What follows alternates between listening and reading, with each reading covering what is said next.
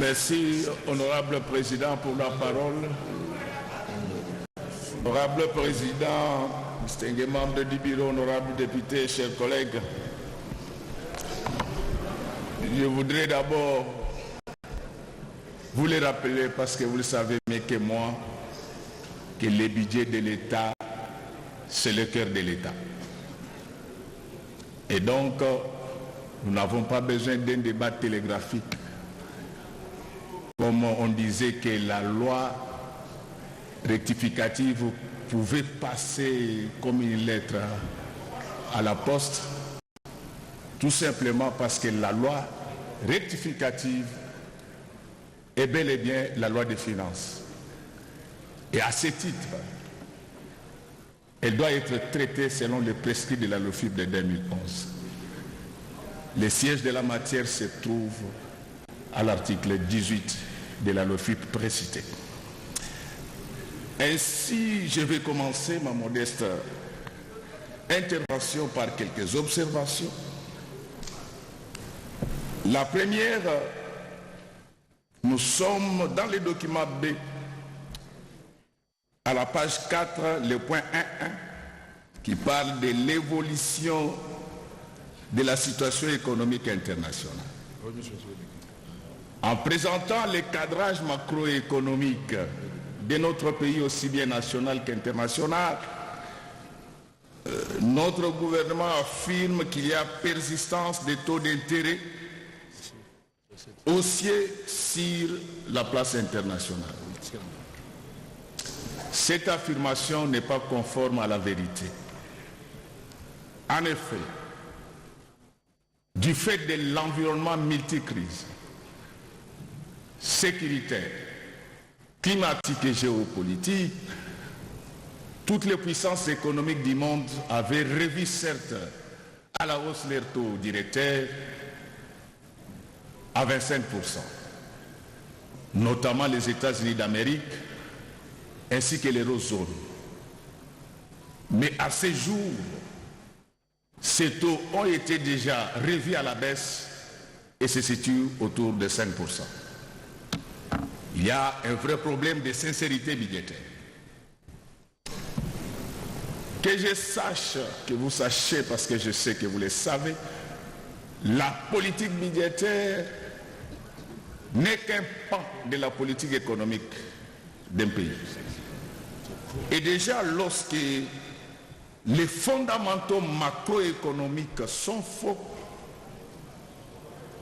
ça nous pousse à nous interroger sur la véracité de ce budget. Deuxième observation, nous sommes toujours dans les documents B à la page 10, au point 1D1. On parle de l'évolution du marché des changes. Et là, on explique, on dit que si la monnaie avait flanché, c'était du fait du déficit de notre balance de paiement. Très bien. Mais quelle incohérence, au même moment, nous avons une nouvelle structure budgétaire avec un taux d'échange structure de 2600, pendant que la tendance actuelle c'est vers 2900. Cela risque encore de renforcer les déficits de notre balance de paiement parce que la République aura beaucoup d'argent à prendre en charge, bien sûr pour supporter la population. Donc il y a une cohérence. Dans le même sillon d'idées, je suis toujours dans le document B parce qu'il accompagne la loi rectificative. Je suis à la page 13. On dit au 30 juin 2024, il y a eu un excédent de trésorerie. Mais on constate avec regret que les enseignants sont en grève, les médecins sont en grève, les députés provinciaux n'en parlons même pas. Et j'ai appris qu'à un certain moment, même les membres du gouvernement ne recevaient pas leurs frais de fonctionnement. Nous parlons de quoi? Nous trompons qui? Avant de continuer, je voulais rappeler aux membres du gouvernement ici présents qu'aucune magie, qu'aucune prière n'envoûte un peuple affamé. Le roi David en a fait l'expérience parce que le jour de l'entrée dans les temples, Il a dit consommer les pains qui étaient réservés aux sacrificateurs, tout simplement parce qu'il avait faim. Honorable Président, je sollicite votre autorisation pour que par moment que je puisse glisser en lingala. Pour que nous puissions consommer quoi? Juste pour glisser en lingala. Ah d'accord, je croyais que vous sollicitez. Voilà. Mon autorisation donc, pour consommer. J'informe mon salaire, les membres de notre gouvernement que pendant que vous l'avez vomi avec du champagne, la population congolaise manque de tout. Et je vous informe que si vous ne régularisez pas la paye des agents de l'État, je serai le premier à initier une motion de censure contre ce gouvernement. Nous ne sommes pas les enfants avec lesquels vous pouvez jouer pendant que vous roulez carrosse. Votre patrimoine immobilier, nous les connaissons. Ah. Vous êtes toujours dans la loi rectificative. Je suis là. Et donc, je voulais dire ici qu'on ne peut pas parler de l'excédent de trésorerie pendant qu'il y a des gens qui ne sont pas encore payés. Honorable Président, distingué membre du bureau, honorable député, chers collègues, toujours dans le même document B à la page 14, là, je vous dispense parce que mon collègue Flori Mapamboli a déjà suffisamment éclairé cette lanterne liée à la dette publique. Mais tout ce que nous allons vous demander, c'est que vous allez nous communiquer la liste de tous les bénéficiaires de ce paiement. Nous allons les identifier. Nous allons faire la traçabilité du compte général de TGI. Nous allons mettre fin à ces audits fantaisistes et sélectifs.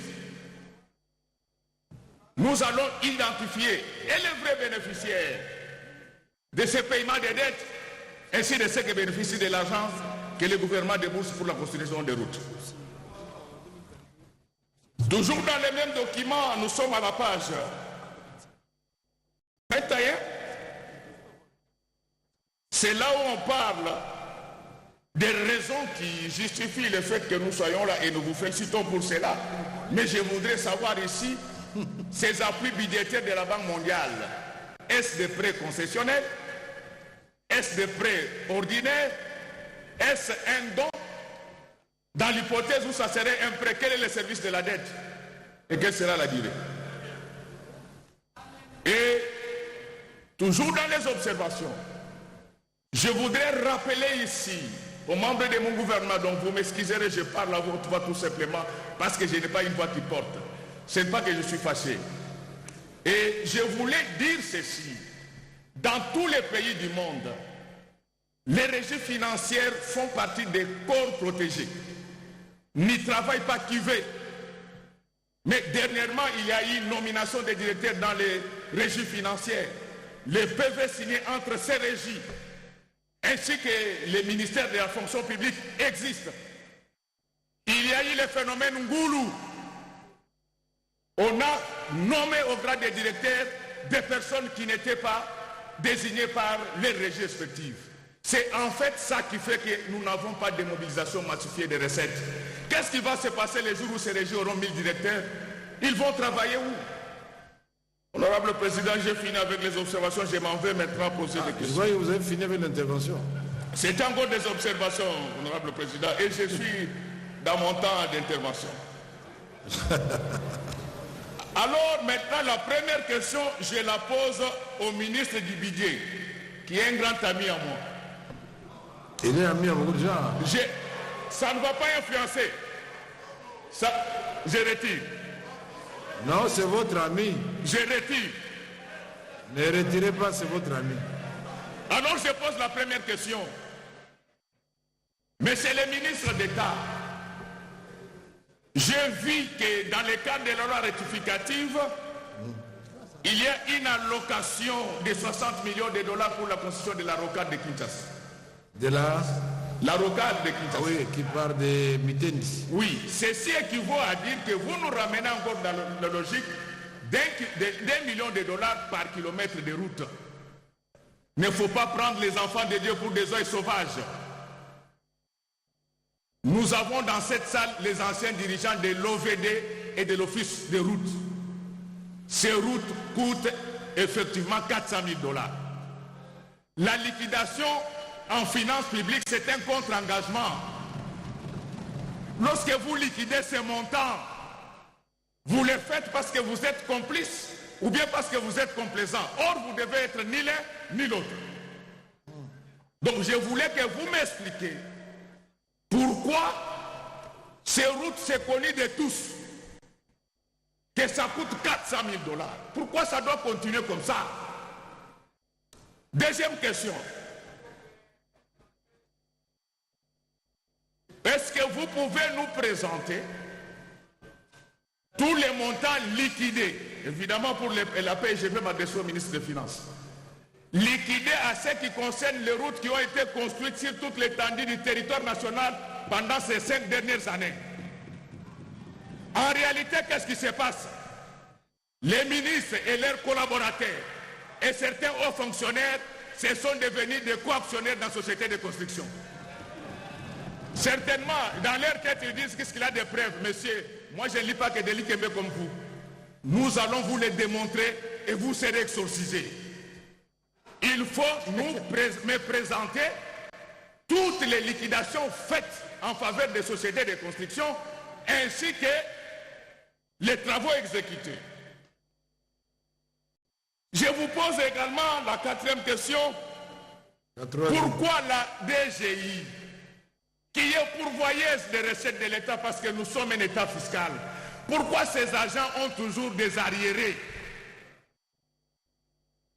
Donc, je comprends bien, cette régie est en train d'évoluer à l'envers, elle ne fait plus de performances, c'est donc quand il faisait des performances, apparemment ça vous énervait.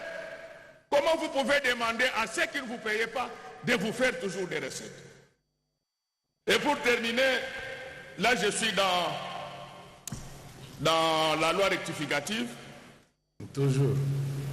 Devant la flopée du banditisme à Kinshasa, j'ai vu dans les documents B, à la page 32, vous dites que vous avez affecté des crédits importants à la police pour sécuriser les Quinoises et Quinois. Est-ce que je peux en connaître les montants? Chaque fois que je passe dans les sous-siat, nos policiers manquent de tout. Nazoe msebno que ceux qui font ba enseignant te bolia bonne année te. Na bisi bino penza na pete. Ceux qui font ba enseignant te bolia bonne année te ngamu tuna kokotisa moso a censure aw initiateur uzalanga. Bo futa batu bongo bo vanda bien bosa botika ba makambo na bino boza kolia. Ba congolais ba kufanzala. Makambo nde Judas ba wela kina Jésus. Donc batamulanga Judas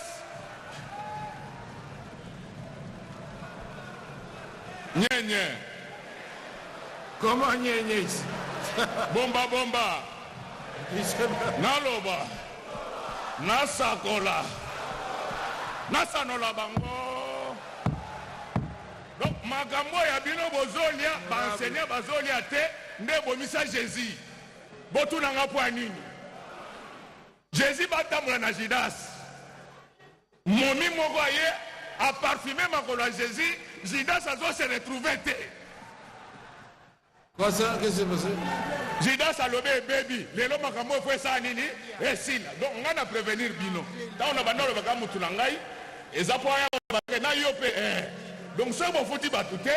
Le 31 décembre, pour que la membre du gouvernement au Tenga na bisina. Honorable Président, maintenant je passe à la reddition des comptes. Oh, vous n'étiez pas encore à la reddition? Non. Faites rapidement alors.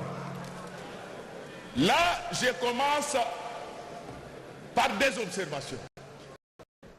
Je voudrais d'abord rappeler que depuis 1948, les droits économico-financiers est écrit à l'échelle mondiale. Parce que souvent nous entendons les gens qui disent que ce sont eux qui ont rédigé nos lois, messieurs. Alors, mon regret, là c'est le ministre des Finances qui est concerné, Cette reddition des comptes n'est pas rédigée selon les normes de l'OCDE. L'OCDE commande que lorsque vous faites la reddition des comptes dans un État qui n'a pas une monnaie stable, il faut les relever en conclusion. Pourquoi? Parce qu'en lisant cette reddition des comptes, ça ne nous permet pas d'avoir la géographie économico-financière de notre pays. Tenez, à l'élaboration, les budgets sous examen, les taux d'échange entre les dollars étaient de 2080. En fin d'exercice, on était en 2600. En sociologie, pour comparer deux situations, il faut qu'il y ait une certaine analogie entre elles. Et cette analogie doit être soit des contextes, soit des structures. Comment vous pouvez prendre les chiffres qui ont été conçus en un temps où la parité était de 2080 et vous continuez comme ça jusqu'au moment où on est arrivé à 2006 et vous nous parlez des performances de 91% en termes de recettes? En réalité, ces performances, c'est en deçà de 70%. Tout ce qu'on demande, c'est qu'on doit les relever dans la conclusion. Et vous avez suivi pourquoi les gens étaient agités lorsqu'on donnait aussi les taux de dépassement budgétaire. Mais c'est à cause de cette présentation alambiquée. En réalité, tous ces dépassements, ce n'est pas que de la tricherie. Il y a des dépassements qui s'expliquent du fait de l'inflation. Et pour les communs des mortels, nous serons vilipendés inutilement parce qu'il y a des gens qui n'ont pas fait correctement leur travail. Et pire encore, ce sont les mêmes phrases que j'ai retrouvées également dans les rapports de la Cour des comptes. Je ne sais pas si vous avez travaillé ensemble. Si c'était juste, j'allais croire que c'était la même inspiration, mais comme c'est faux, je crois que c'est de la triche. Et comme si cela ne suffisait pas. Lorsqu'on parle de la pression fiscale, j'ai suivi ici qu'en Afrique subsaharienne, la pression fiscale est de 17,6%. Où est-ce qu'on ramasse ça? C'est la moyenne et non la pression. Donc lorsqu'on parle de 17% en Afrique subsaharienne, c'est la moyenne, parce qu'il y a des États comme le Sénégal qui sont à 25%, il y a l'île Maurice qui est à 33%. Tout ça, on veut nous faire voir que nous nous rapprochons des réalités de l'Union africaine. Non, ces données sont publiées par l'OCDE et nous savons comment ça se tient. Et donc, ces observations étant finies, je vais maintenant poser 4 questions au ministre des Finances. Encore. Première question.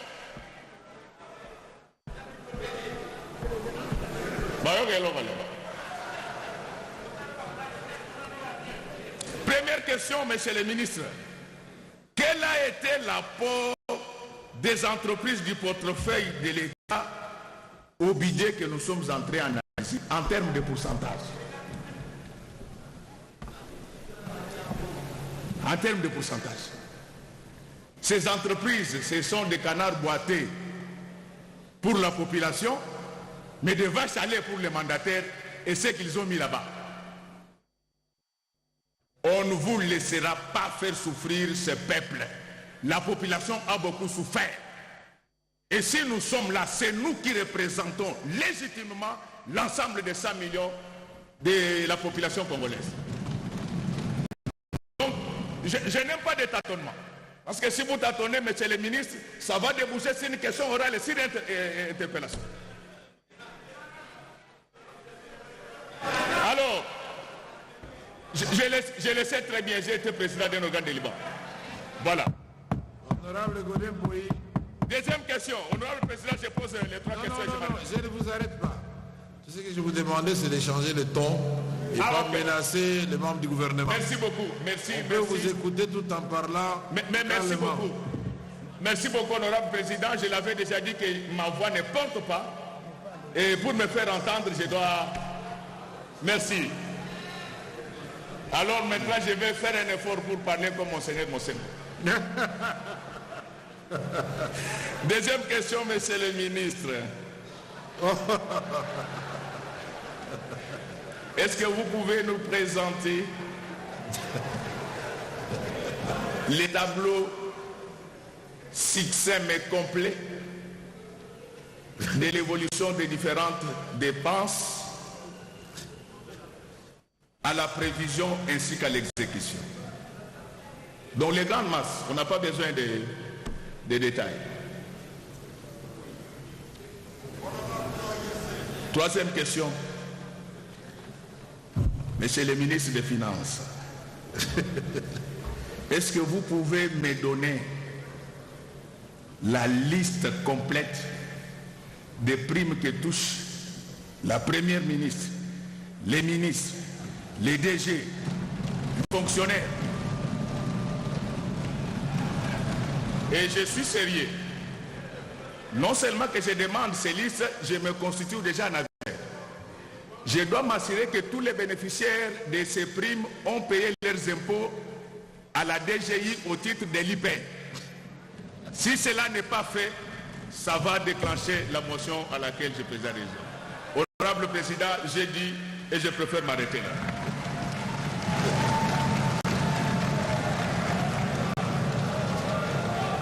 Merci.